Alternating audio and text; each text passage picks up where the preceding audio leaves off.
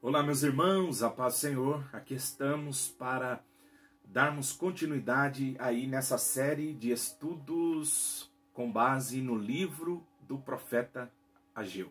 Nós estamos estudando esse livro, iniciamos já, temos 2 vídeos aí dessa série, a introdução e o início do capítulo de número 1, falamos do versículo de número 1. No último vídeo nós falamos a respeito aí do profeta, do seu chamado, da profecia que era inspirada por Deus, né? A sua validação dada por Deus. Deus colocou essa palavra na boca do profeta para que o profeta então entregasse essa mensagem. Nós finalizamos falando a respeito do profeta ser aí a boca de Deus, né? Ou a voz de Deus no meio do povo, os verdadeiros profetas, pois nós também falamos a respeito dos falsos profetas, que no Antigo Testamento nós temos ali bastante falsos profetas. No Novo Testamento também nós veremos Jesus falar para se acautelar, tomar cuidado com os falsos profetas. Paulo vai falar dos falsos profetas. E também teremos os falsos mestres, né? Aqueles que traziam ali doutrinas ali que acabava distorcendo ou até mesmo desviando as pessoas da verdade, como nós temos no livro de Judas e em outros livros mais. Paulo combateu isso, João, né, o apóstolo, combateu muito esses falsos ensinos, né? Então nós falamos um pouco a respeito aí dessa função do profeta, né? Que Ageu ele foi chamado, não temos exatamente, né, como se deu, mas temos a convicção da autenticidade do seu ministério. Ele não se autoproclamou, proclamou, né? Um profeta, mas ele é um profeta do Senhor. E se ele é um profeta do Senhor, ele fala a palavra do Senhor. Ele revela através dessas profecias a vontade de Deus, mediante algumas circunstâncias que estão acontecendo, alguns cenários onde o povo de Deus está inserido, e então essa profecia ela vai ter o seu objetivo aí de estar trazendo no povo a consciência daquilo que Deus deseja, ou daquilo que muitas das vezes até mesmo não agradava a Deus, que as pessoas estavam falando, reprovação de Deus relacionada a algumas atitudes que algumas pessoas faziam. Então Deus levantava esses profetas. Então a profecia ela tem ali o seu objetivo, tá certo? E quando nós olhamos para o Novo Testamento, nós já aprendemos aqui também, nós temos aqui no canal um vídeo falando a respeito disso, sobre sombras e sobre revelação. Nós temos ali no Novo Testamento esta revelação, se é assim que podemos dizer, olhando as profecias do Antigo Testamento. Nós vamos olhar no Novo Testamento e Paulo vai nos explicar aí essa tríplice função da profecia. Ou seja, a profecia ela tinha essa tríplice função, e Paulo ele nos explica isso em 1 Coríntios, no capítulo de número 14. 1 Coríntios, capítulo de número 14, versículo de número 3. Aqui nós veremos então aí qual é o objetivo, a função que uma profecia ela tem. Ele diz assim: mas o que profetiza fala aos homens, tá certo? Observe que ele recebe de Deus e ele fala aos homens. Aí ele diz aí para o que, né, serve a profecia. Qual é a função, qual é o propósito da profecia? Primeiro, edificação. Segundo, exortação. Terceiro, consolação. Então aqui está a tríplice aí função de uma profecia bíblica, né? Esse era o propósito segundo Paulo, E nós veremos que no Antigo Testamento também não é diferente disso. Nós veremos que o profeta, ele está na presença de Deus, recebe de Deus, se coloca diante do povo para falar aí em nome de Deus, em nome do Senhor, representando ali, né, Deus diante do povo, trazendo ali então a palavra do Senhor, a vontade de Deus, tá certo?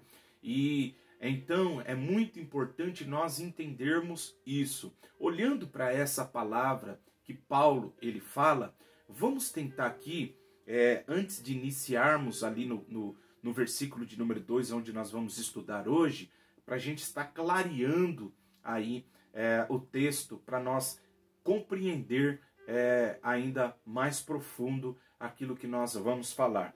Então, essa tríplice função que é edificar, exortar e consolar, quando nós lemos essa palavra no seu original, nós vamos ter mais ou menos ali a revelação mais profunda da compreensão desse propósito. Preste bem atenção.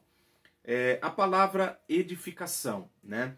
No grego, ela quer dizer oikodome, nessa transliteração oikodome, né? E diz respeito aqui, ou seja, ela é um termo no português que faz uma relação com uma construção de uma casa. Olha só, então edificação, essa palavra está relacionada ali no grego à construção de casa, à edificação de casa. E quando Paulo então usa essa expressão para edificação dentro desse versículo, a intenção está revelada que a profecia tem como propósito edificar, construir. Olha só, isso é muito importante quando nós entendemos que a profecia ela vem para edificação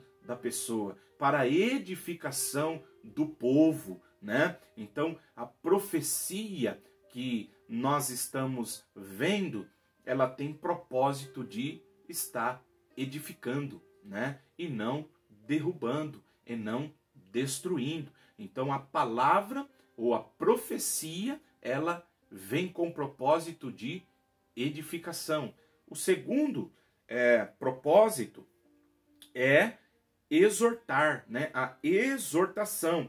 Essa palavra também no texto original grego aqui é paraklesis, né? A sua transliteração.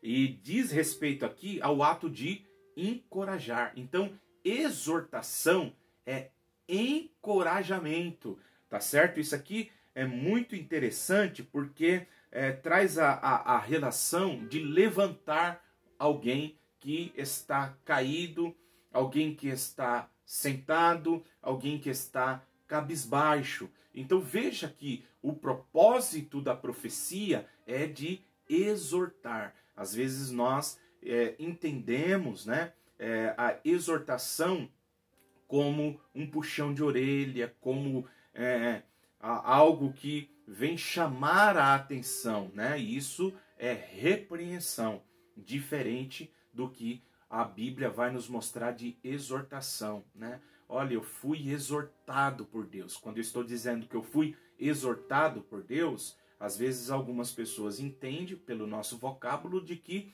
a pessoa acabou aí levando uma bronca, né, de Deus, foi repreendido, levou um puxão de orelha aí de Deus. Mas observe que no texto original não tem a ver com esse sentido, tá certo? Então aqui o sentido é de levantar alguém que está desanimado, alguém que está desmotivado. Então, diante de algumas adversidades, diante de algumas situações, algumas pessoas acabam se entristecendo, né? Então, a palavra, a profecia, ela vem com esse propósito de estar levantando. E a terceira e última função da profecia é a consolação. A palavra no grego aqui é paramutia, né? Essa transliteração do grego, que também diz respeito aqui ao dom de estimular a pessoa a ter esperança. Olha só, então essa consolação, ela vem para motivar a pessoa a ter esperança. Então esse consolo aqui, esse termo está no contexto aqui, referente muitas vezes às profecias a respeito da vinda do Messias, a vinda do Senhor Jesus, a ter essa consolação de que Cristo vem buscar a sua igreja, pessoas que estavam sendo perseguidas, pessoas que estavam sendo caluniadas, sofrendo, né? Então, essa palavra de consolação, ela vinha para trazer uma esperança para essa pessoa, tá certo? Então, é muito importante nós entendermos essa tríplice função da profecia. E quando nós olhamos aí para o texto do profeta Ageu, nós veremos aí, né, no versículo de número 1, já falamos a respeito disso, que ele então vai profetizar. E ele vai profetizar para alguém. Veja, versículo de número 2. E nós veremos isso aqui na profecia. Nós vamos ver que a profecia dele vai edificar, vai consolar, olha só, e vai exortar, né? Essas três funções aí ela vai exercer na vida desse povo. Por quê? Observe o versículo de número 2, diz assim: fala agora a Zorobabel, filho de Sealtiel, príncipe de Judá, e a Josué, filho de Josadaque, sumo sacerdote, e ao resto do povo, dizendo. Então, observe que a mensagem de Deus, através do profeta Ageu aqui, tem como alvo, primeiro, Zorobabel, segundo, Josué, e terceiro, o resto do povo, tá certo? Então, veja só que o propósito aqui também vai ser aqui exortar, vai ser também consolar, olha só, e vai ser também edificar esse povo. Por quê? Nós veremos então que quando Zorobabel e Josué eles vieram de Jerusalém, a Bíblia vai nos dizer que eles iniciaram a construção, e eles iniciaram esta construção do templo muito otimista, muito alegre. No capítulo 3, a Bíblia vai dizer então, versículo 1 e 2 de Esdras, capítulo 3 de Esdras, versículo 1 e 2, que eles fizeram o altar, né? Eles acabaram erigindo, edificando, né, o altar do templo. E aí, a Bíblia diz que no segundo ano, no ano 536 aí antes de Cristo, eles começaram então a reconstrução do templo, tá certo? Capítulo 3 de Esdras, versículo de número 8. Mas aí surgiu então um problema. Qual foi o problema? Aqueles não-judeus, os samaritanos e os teus vizinhos tentaram ali se aproximar e se juntar a eles na construção. Mas como eles não serviam, né, a Jeová, a Javé, a Iavé, ao Deus dos hebreus, eles não permitiram isso, né? Então, Zorobabel, Josué, não vai permitir que eles ajudem na edificação. Eles viessem colocar a mão também junto com eles. Isso daí trouxe uma insatisfação nos samaritanos, né? E também aí nesses vizinhos que estavam ali. Aí nós veremos o que os líderes aqui, né, tanto Zorobabel como Jesua, que é o Josué aqui, né, é o mesmo nome, esses cabeças que estavam na frente, liderando aí esta reconstrução. Nós vamos ver no versículo 1 e versículo de número 3, o que eles falaram. Ele diz, olha, não tendes nada que ver conosco na construção da casa do nosso Deus, pois nós mesmos juntos construiremos para Jeová, o Deus de Israel, assim como nos mandou o rei Ciro, rei da Pérsia. Capítulo 4, versículo de número 1 ao versículo de número 3. Mas aí o que vai acontecer? Aí a Bíblia vai nos dizer que quem está no trono agora não é mais aí o Ciro. Dizem que já é Cambises, o seu filho, né? E ele, completamente diferente do seu pai, recebe uma carta, e essa carta, então, trazendo ali para que viesse parar aquela obra. E aí a obra, então, ela é parada por causa da oposição. Nós veremos isso no capítulo 4, versículo de número 23 e 24. Vamos ler para nós ficarmos aí bem consciente de todos esses fatos aí que estão acontecendo, né? Pois é muito importante nós entendermos aí esses fatos, tá certo? Então, veja bem, Esdras, capítulo de número 4, versículo de número 23 e 24. Diz assim: então depois que a cópia da carta, olha só, do rei Artaxerxes, né, que é Cambises, se leu perante Reum Incisai, o escrivão, e seus companheiros, apressadamente foram eles a Jerusalém, aos judeus, e os impediram à força de braço e com violência, né? Então, versículo de número 24, diz aí, então cessou a obra da casa de Deus que estava em Jerusalém, e cessou até o ano segundo do reinado de Dário, rei da Pérsia. Então, veja só que a obra de Deus, ela acabou sendo impedida devido à insatisfação dos samaritanos, pois não foi permitido a ele e também aqueles vizinhos que estavam ali de participar da construção aí da casa de Deus, né? Devido a isso, então, eles se aproveitaram, levantaram aqui uma questão e conseguiram impedir a obra de Deus, enviando esta carta, então, ao rei aqui Artaxerxes, né?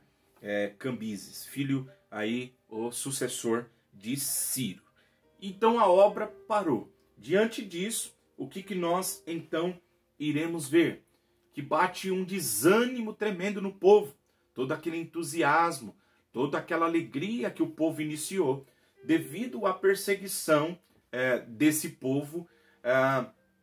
Eu disse que também foi uma mistura de sentimentos, né? Porque havia alguns anciãos que estavam ali, que havia participado do templo de Salomão, possivelmente viu a glória da primeira casa, e quando eles viram, então, os alicerces desta nova casa, eles choraram porque eles haviam visto a glória que foi o templo de Salomão. Mas o que veio mais a desanimar foi, então, esta oposição dos inimigos. Diante disso, o que acontece? O povo desanima, eles vão mudar o foco, eles vão deixar a casa de Deus, e o que eles vão fazer? Eles vão ficar agora voltado para a sua própria vontade, para as suas casas, né, para as suas famílias. Eles deixaram a casa de Deus, né? E você sabe muito bem que o templo para a nação de Israel tem um significado aí especial, representava a presença de Deus no meio do povo, tanto o tabernáculo, né, Deus habitando no meio do seu povo, o templo de Salomão, como agora esse templo aqui de Zorobabel, que está sendo construído. O templo não sendo construído era sinal de que eles haviam abandonado a Deus. Dentro do livro de Ageu há uma importância, né, muito grande ao templo relacionado à relação do templo com o Senhor. A religião dos hebreus estava ligada ao templo. Nós sabemos depois que dentro do livro de Ageu esse templo representa Jesus, né, que será essa última casa. Por isso que ele usa essa expressão: a glória da última casa será maior do que a da primeira. Esta casa que ele está falando, esse templo, é Jesus. A glória de Jesus é maior do que houve no templo de Salomão, tá certo? Lembra que Jesus saindo do templo, né, os discípulos mostrando quando Herodes, né, aí meio político, querendo agradar os judeus, estava construindo, levou 40 e poucos anos e não havia acabado, né, e os discípulos mostrando ali o glamour, né, do templo de Herodes. Jesus disse que não ficaria pedra sobre pedra, mas que ao terceiro dia o templo ele seria derrubado, mas ao terceiro dia ele seria novamente erguido. E as pessoas não entendem, porque Jesus ele está falando aí de maneira não literal, né? Mas as pessoas interpretam literal. E ele estava falando do templo que era ele. Tanto Paulo também vai dizer que nós somos o templo do Espírito Santo. Tudo tem uma relação aí com esses templos, tá certo?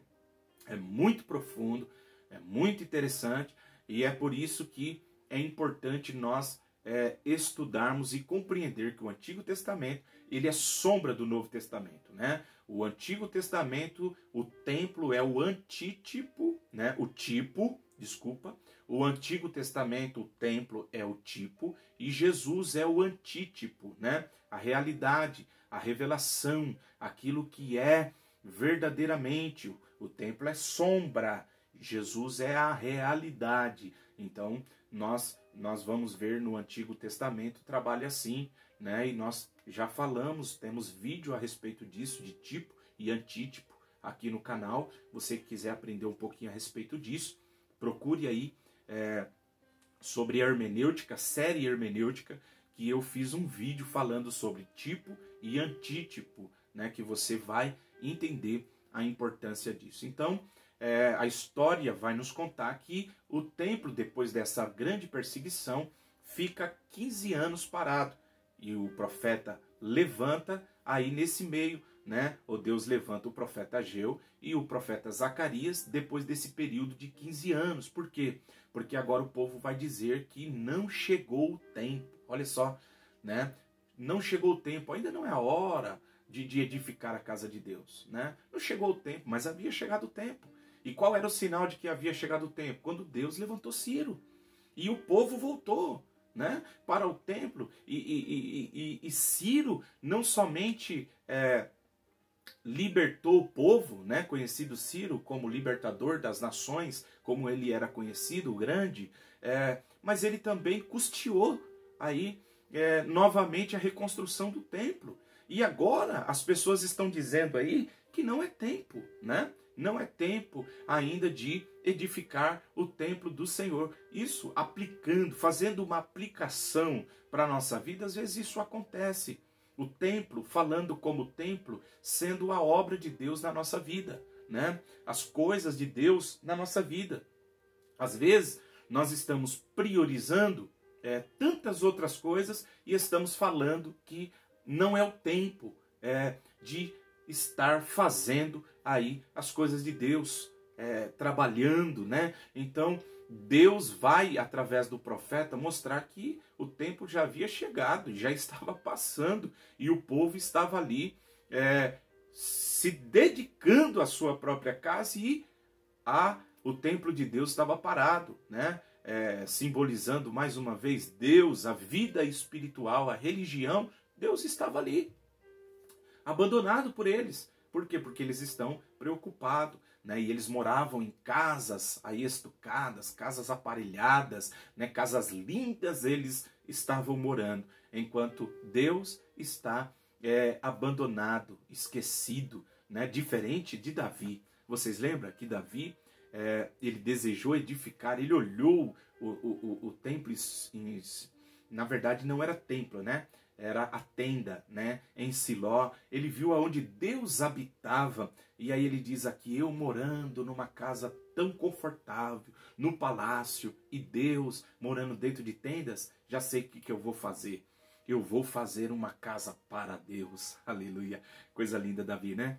Só que a Bíblia diz que por Davi ter manchado as suas mãos com sangue, Davi não poderia aí edificar a casa de Deus, que é a casa aonde exala vida, né? É muito maravilhoso quando nós entendemos isso, porque havia até ferramentas que não poderiam ser usadas na edificação do templo de Salomão, porque alguma dessas ferramentas eram usadas para morte, e Deus não permitia que ferramentas de morte fosse usada no templo, aonde seria lugar de vida. Esse não é um assunto, é só um pouquinho aí para a gente estar pensando, né? Mas no estudo, quando estudarmos aí o templo de Salomão, vocês vão ver também essa riqueza dos detalhes, né? Deus falando aí através de tudo isso. Então, o Ageu vai falar com Zorobabel. Por quê? Porque Zorobabel e o povo, eles se encontram aí desmotivados. Eles encontram desencorajado. Eles encontram desanimado. Olha a profecia. Olha o propósito da profecia, né? Então ele vem e diz, olha, Zorobabel, vamos se animar. Zorobabel, vamos se levantar, né? Por quê? Aí nós veremos dentro do livro de Ageu essas três coisas que é aí o foco da profecia, né? A edificação, a consolação, olha só que coisa maravilhosa, né? Olha só, e a exortação. Então, ele vai falar com Zorobabel. E quem é Zorobabel? Então nós vamos agora estudar um pouquinho quem é esse personagem aí que era Zorobabel. Ao retornar ali da Babilônia, depois daqueles 70 anos do cativeiro, sobre o reinado, o governo de Ciro, esse Zorobabel ele vai ser designado para ser governador em Jerusalém, tá certo? Não existe relato certo a respeito da data do seu nascimento e nem da atividade pessoal e idade definida desse personagem, né? Então, é um mistério para nós, mas muito possível, ou possivelmente, né, ele tenha nascido na Pérsia, né? Aí na Babilônia, durante o cativeiro, aí também a data não revelada. O que nós temos relatado dentro da Bíblia, da história de Zorobabel, é contada principalmente no livro de Esdras, no livro de Neemias, que dentro do cânon, né, hebraico aí formam o mesmo livro, e também nos livros de Ageu e Zacarias. Então, falando a respeito desse personagem, quando estudamos a vida de Zorobabel, nós precisamos estudar esses livros aonde fazem menção dele. Esdras, Neemias, Ageu e Zacarias. E ele também vai ser mencionado na genealogia aí de Crônicas, tá? O Novo Testamento vai mencionar Abiúde e Ressá como sendo seus filhos, tá certo? Filho, no caso aí de Zorobabel. A lista na genealogia de Zorobabel, em 1 Crônicas capítulo 3, versículo 19 e versículo de número 20, menciona aqui 7 filhos, né, de Zorobabel. Mesulão, Hananias, Razubá, Oel, Berequias, Razadias ou Azadias, Jesube e Rezede. E uma filha chamada Selomite, tá certo? O que sabemos a respeito dele, entenderemos, é que ele era membro da família real, um príncipe de Judá, tá? Era neto de Joaquim, que foi o penúltimo rei de Judá, que governou apenas 3 meses e foi levado ao exílio em 597, aí, em 2 Reis, capítulo 24, versículo de número 15, né, onde nós teremos a primeira invasão de Nabucodonosor. Depois o filho dele é colocado no trono, nós teremos a segunda, depois Zedequias vai ser colocado no trono. Tudo nesse período, e nesse capítulo 24 nós veremos essa história. Zorobabel foi nomeado governador ou representante da casa real judaica, responsável aí para reorganizar o reino de Judá, que havia se desolado e estava renascendo, né? 70 anos aí posterior aí o cativeiro, tá certo? Como governador nomeado por Ciro, olha só, confiou a Zorobabel os vasos sagrados de ouro, de prata, que anos antes tinha sido levado por Nabucodonosor e estava no templo ali na Babilônia. Nós já explicamos isso, né? Esdras capítulo 5, versículo 14, versículo de número 15, está fazendo menção a respeito disso, que Ciro e Dário, diferente de outros reis, eles não faziam como eles, levavam os ídolos embora, não. Eles permitiam que as nações ficassem pagando tributo debaixo da sua autoridade. Se precisasse em guerra, né, de pessoas, então as pessoas ajudariam esses reis, porém eles poderiam servir ali na sua própria pátria, servir o seu próprio Deus, né? Então eles governavam dessa maneira. Quando nós estudamos a respeito desse personagem, nós vamos encontrar aí duas grandes dificuldades relacionadas a Zorobabel, que precisam ser consideradas no estudo a respeito desse personagem. O primeiro é o seu relacionamento com Sebazar, em Esdras, capítulo de número 1, versículo de número 8 e versículo de número 11, que também é chamado de príncipe de Judá, assim como Zorobabel. Então, na carta de Tatenai aqui, que foi aquele que mandou a carta para Artaxerxes, né? Cambises aqui, que era filho de Ciro, para impedir a obra de Deus, nós veremos aqui que é designado como o homem que colocou o alicerce no templo, tá certo? Sesbazar. E aí, qual que é, então, a dificuldade? Há uma questão aqui que temos duas posições relacionadas ao relacionamento de Zorobabel com esse Sesbazar, né? Se é outra pessoa ou se é a mesma pessoa que tem dois nomes. Então a primeira posição é essa, é que Zorobabel e Sesbazar sejam dois nomes para o mesmo homem, tá?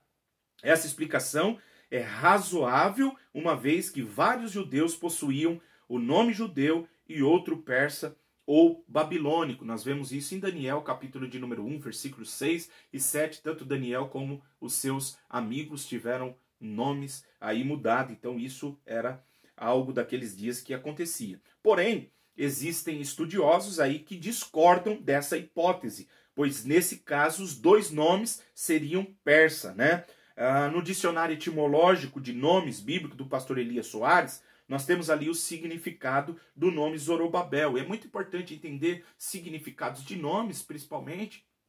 Aí, através desses nomes, nós temos, às vezes, revelações, características de Deus, características ou de circunstâncias, de situações ou momento, né? Então, o nome Zorobabel, em hebraico, Zurubabal, né? Segundo aí no dicionário, que significa gerado ou nascido na Babilônia, aqui. E também ele dá a opção de alheio à confusão. Já no siríaco, né? O significado é semente ou renovo de Babel, tá certo? Sesbazar também, nós veremos aqui, Sesbatizar, que é o significado aqui, a transliteração do hebraico, que significa aí adorador do fogo, né? E também o significado babilônico desse nome é sol protege o Senhor, fazendo referência ao sol, que é Deus, que protege o seu filho, né? Ou o seu filho, o Senhor ou o seu filho. Então, a primeira posição é que era a mesma pessoa. Eu vou defender isso, eu vou acreditar nisso, né? Eu vou por esse caminho de que os dois nomes fazem menção da mesma pessoa. A segunda posição é que Sebazar, como chefe da tribo de Judá, fosse o líder titular reconhecido pelo rei. Alguns o identificam com Senazar, que é o tio de Zorobabel, em 1 Crônicas, capítulo 13, versículo de número 18. Possivelmente, segundo essa posição aqui, ele tenha morrido ou simplesmente se tornado incapaz para participar da obra, né? Então, os dois homens são chamados de governadores, e o que pode significar que no final Zorobabel deve ter substituído ele dessa posição oficial que ele tenha desempenhado, tá certo? Então, esse é a primeira dificuldade relacionada a esse personagem chamado Zorobabel. O segundo problema que nós temos está relacionado à sua paternidade, filiação, né, de Zorobabel. Por quê? De acordo a Ageu, capítulo de número 1, diz que ele era filho de Selatiel, né? No hebraico, Selatiel quer dizer escudo de Deus. Observe, porém, o que nós iremos ver? Em 1 Crônicas, capítulo 3, versículo 19, vai dizer que ele era filho de Pedaías. Olha só, ou Pedaias, né? No hebraico quer dizer resgatador, remidor, né? Então há uma dificuldade de relacionar aí isso, tá certo? E a maioria das fontes que eu estive pesquisando e dos comentaristas relacionado a isso, como Charles Pfeiffer, Roland Volz, John Ria, Dia Carson, eles defendem aqui que possivelmente Seatiel tenha morrido, né? E o que acontece? O seu irmão Pedaias, né, ou Pedaías, de acordo com a lei do levirato, tenha se casado com a viúva e tornado pai de Zorobabel.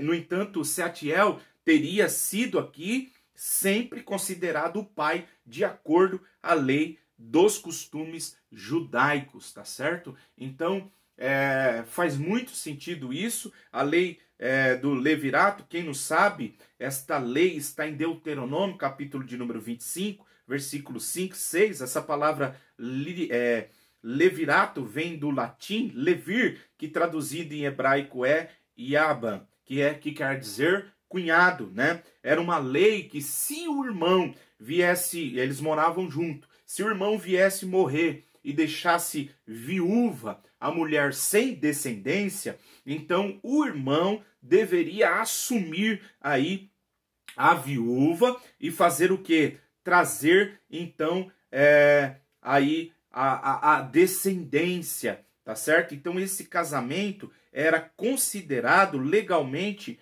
como o filho do falecido. Então o cunhado assumia a filha, né, a lei deles lá cultural, e o filho que viesse nascer, então era filho daquele que havia morrido. Para quê? Para que desse continuidade, então, em sua descendência, tá bom? Mas nós veremos também algo muito interessante dentro dessa lei do levirato, que se o cunhado se esquivasse dessa obrigação e ele não quisesse aí assumir essa responsabilidade, diz que a viúva ia até a sua casa, pegava o seu chinelo e cuspia na sua casa, na sua cara, ou no seu rosto, na sua face, e a viúva então dizia para ele, ou falava que ele não estava edificando a casa do seu irmão, tá certo? Então, nós vamos ver que isso era muito levado a sério por Deus, porque nós temos um exemplo disso no livro do Gênesis, no capítulo de número 38, se você quiser ler lá depois, a respeito do primogênito de Judá, né? morre, deixa a sua mulher Tamar para o seu irmão Onã, né? E Onã tinha aí essa obrigação de dar descendência para Er. E o que Onã faz? Todo momento que ele tem relação íntima com a sua esposa, no momento em que ele iria na relação, está engravidando a mulher, ele pegava e ejaculava no chão. E aí a Bíblia diz que Deus matou Onã, né? Às vezes isso é interpretado por algumas pessoas falando a respeito da prática da masturbação, mas nós vamos ver que não tem nada a ver. Nós sabemos que masturbação é pecado, pois é uma obra da carne, é necessário, né, um desejo para despertar isso dentro da pessoa, não é o nosso assunto agora, mas só para a gente entender, né? Então, o Onã vai morrer por causa disso. É uma história muito maravilhosa, porque nós veremos que Tamar, ela vai fazer de tudo para ter filho da casa aí de Judá, né? E ela vai enganar o seu sogro, porque o seu sogro não deu depois outro filho para que ela casasse e desse descendência, então, a Er. E é onde nós temos ali aquela história do lenço, do cajado, né, em que ela pega ali do seu sogro, engravida, e ele vai querer apedrejar, e havia sido ele que havia engravidado, tá certo? Nós vamos ver aqui, dentro dessa história, nós iremos interpretar lá no Evangelho de Mateus, capítulo 22, do 24 ao 30, quando os saduceus, que não criam na ressurreição, eles vêm até Jesus como se fosse uma pegadinha, né, para mostrar para Jesus que a ressurreição não fazia sentido. E aí eles perguntam, dentro dessa lei do levirato, né, quando essa mulher, por exemplo, tivesse casado e o marido tivesse morrido, não tivesse filho, e ela casa com outro, e ele morre também, não tem filho, 7, né?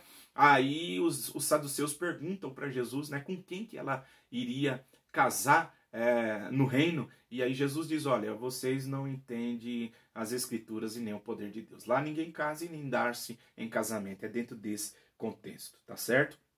Então, nós vamos ver aqui que é algo muito significativo entender esse contexto. Então, olha o que o Champlin diz. Ele diz assim,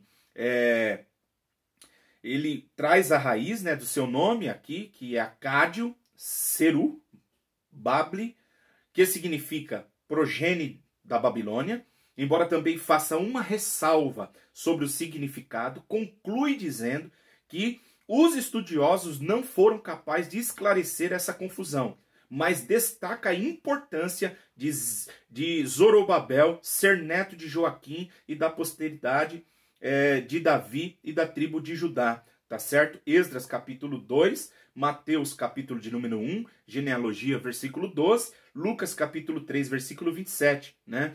Zorobabel serviu como representante oficial na dinastia de Davi, tá certo? E é muito interessante quando nós lemos aí o versículo de número 23 do capítulo de número 2, por quê? Por fazer parte aqui da família real, o profeta Ageu o chama de servo de Yahvé e de anel selar, né, no versículo 23. E só para você entender, essa expressão aqui, essa palavra anel selar que é usada, é shotan no hebraico. E essa expressão deriva-se de uma raiz verbal que significa fixar selo, selar ou prender por meio do selo. Nos tempos antigos, o anel de selar era para gravar em uma pedra, colocar ali numa pulseira ou braçadeira. Cantares 8 e 6. Quando pressionado a cera ou a argila, o anel deixava a impressão, né, a insígnia da pessoa e de seu portador. Êxodo capítulo 28, versículo 11, versículo 21, Êxodo 36, versículo 36, Êxodo capítulo 39, versículo 6, 14 e 30. Então, o anel de selar era como uma carteira, um distintivo de identificação do mundo antigo. Então, está identificando ele como parente aí da linhagem real, tá certo? Ele é esse anel. Então, a comparação aqui que Ageu faz dele como um anel de selar, possui essa implicação messiânica, né? Uma vez que ele estava revertendo a maldição que Jeremias havia falado sobre a descendência de Joaquim. Está restaurando a autoridade aí da linhagem do rei Davi. Jeremias capítulo 22, versículo 24 e 25. Tá certo? Então, no último versículo do capítulo 22 de Jeremias, ele colocou fim à dinastia de Joaquim, né? Deus coloca fim, dizendo que nenhum dos filhos de Joaquim se assentaria no trono, será o último. Aí ele diz assim, né? Porém, Zorobabel vai ser o ramo, o renovo. Olha que coisa tremenda. Zacarias capítulo 3, versículo 8, 6 e 12, que faz alusão a ele sendo o tipo de Cristo. Isso é algo maravilhoso. Então, a vida de Zorobabel é algo tremendo. A aplicação que nós podemos fazer é que quando você ouve a voz de Deus e você atende o chamado de Deus, você vê as profecias cumpridas. E Deus usa aí Zacarias para falar isso com Zorobabel. Zacarias capítulo de número 4, versículo de número 9 e versículo de número 10. Ele encorajou Zorobabel. E aí ele diz que ele iria ver aquele templo finalizado. Então Zorobabel recebe a profecia, como nós falamos, ele se encoraja e no ano 516 o templo vai ser concluído com grande festa ao término ali do templo. Então nós aprendemos aí, irmãos, o controle de Deus diante de toda a situação. Como que Deus ele trabalha de uma forma maravilhosa. Deus ele tem as suas formas de cumprir a sua palavra. E esse Zorobabel é esta ligação com o Messias que viria futuramente. É o tipo do renovo, né? Daquela árvore que havia cortada em Joaquim, mas que ao cheiro das águas começa a brotar de novo. É Deus falando agora que esta árvore está crescendo novamente e que virá um aí que vai ser, meus irmãos, o Messias, que será a glória, né, desta última casa. Que Deus abençoe você, que esse vídeo possa servir. Nós continuaremos falando aí do versículo de número 2 no próximo vídeo e que você possa crescer no conhecimento aí da graça, no conhecimento da palavra de Deus, no conhecimento do Senhor através da palavra, tá certo? Cresça na graça e no conhecimento do Senhor. Que Deus abençoe. Até o próximo, se assim o Senhor nos permitir.